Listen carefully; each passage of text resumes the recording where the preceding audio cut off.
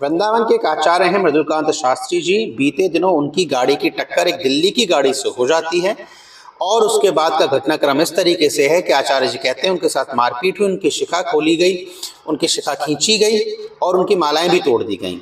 ये निंदनीय है, ये जिसने भी किया है उनको सजा मिलनी चाहिए और मैं इस घटनाक्रम के खिलाफ भी हूँ। ऐसा बिल्कुल नहीं होना चाहिए, चाहे वो आचार्य हो या किसी भी पद पर हो, उनके साथ ये नहीं होना चाहिए। ये मानव मात्र के खिलाफ भी अगर होता तो उसके खिलाफ ही बोलना चाहिए। लेकिन बड़ी बात यह है कि आचार्य जी ने जिस तरीके से आरोप लगाए, उसके बाद जो वीडियो क्लिप आई, उस वीडियो क्लिप में साफ साफ देखा जा सकता है कि आचार्य जी से जिनकी गाड़ी टकराती है, आचार्य जी तमतमा करके अपनी गाड़ी का गेट खोलते हैं और उस व्यक्ति की गाड़ी का गेट खोल करके उनकी चाबी निकाल लेते हैं।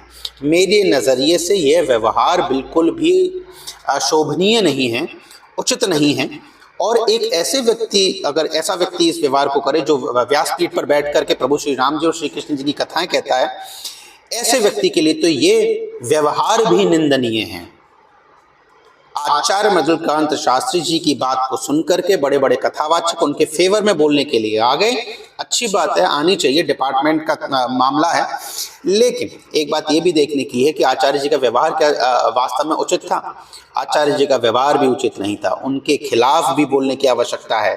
ऐसे व्यवहार से व्यासपीठ की मर्यादा का हनन होता है। अच्छी बात है, अगर उनके साथ कुछ गलत हुआ उसका उनको बात करनी चाहिए, अपना हर्जाना मिलना चाहिए, गाड़ी वाले से बात करनी चाहिए। लेकिन ये व्यवहार कि तमतमा करके उठकर क्या है, गेट खोला, गाड़ी की चाबी निकाल ली, ये व्यवहार बिल्कुल भी उचित नहीं है। ऐसा व्यवहार अगर फिर कहा जाए कि कथावाचक ने किया तो उनके खिलाफ तो लोग आएंगे ही और आने भी चाहिए। मैं खुद आचार्य जी के इस व्यवहार की निंदा करता हूँ। दिल्ली वाले परिवार की तो निंदा है ही, आचार्य जी के इस व्यवहार की भी निंदा है और होनी भी चाहिए। और उसके बाद ये बयान देना कि मैंने वृंदावन वालों के लिए ये किया है और अगर कोई मेरे साथ नहीं है तो मैं कुछ नहीं करूँगा, वृंदावन के लिए कुछ नहीं करूँगा, ये कैसे? ये तो बिल्कुल भी नहीं होना चाहिए।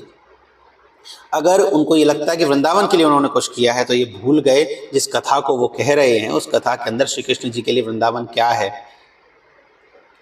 या तो ऐसे कथावाचक से कथा मत कराइए जो अपने आचरण में अंश मात्र भी कथा को न संजो सकते हों।